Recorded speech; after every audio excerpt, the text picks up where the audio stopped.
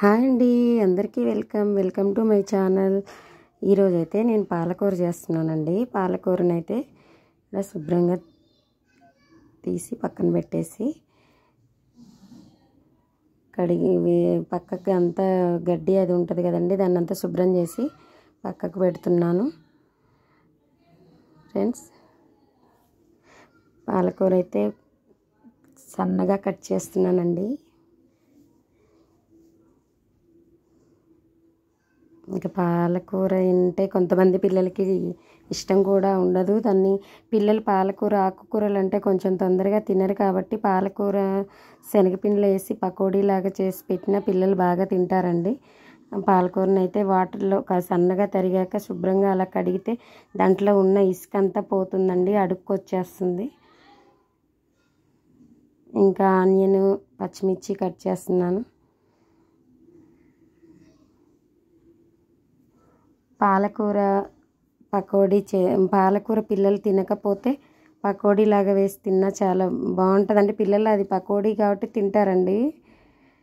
కొంచెం ఎల్లిపాయలు తాలింపులో వేసేసి చేస్తే కర్రీ ఫ్లేవర్ మొత్తం ఎల్లిపాయ పట్టేస్తుంది. మనం మామూలుగా అయితే తోటకూర వాటిల్లో ఎల్లిపాయ కారం మిక్సీ పట్టేస్తే టేస్ట్ వస్తుంది అనుకుంటాం, కానీ తాలింపులో వేసిన మనం ఎలాగో కారం వేస్తాం కాబట్టి సేమ్ ఎల్లిపాయ కారం లాగానే టేస్ట్ వస్తుందండి.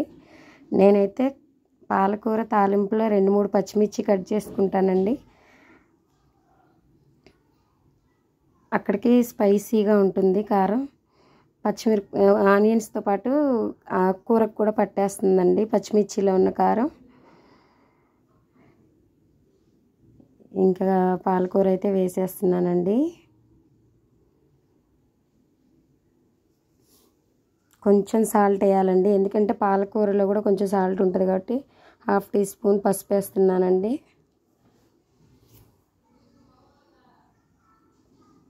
ఇంకా ఆకుకూర అయితే శుభ్రంగా కడిగేసాను.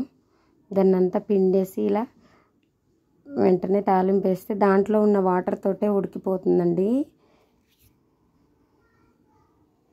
ఎక్కువ వాటర్ వస్తుంది పాలకూరలో, వాటరు అంతా మగ్గిపోతుంది. 2 మినిట్స్లో అయిపోతుంది.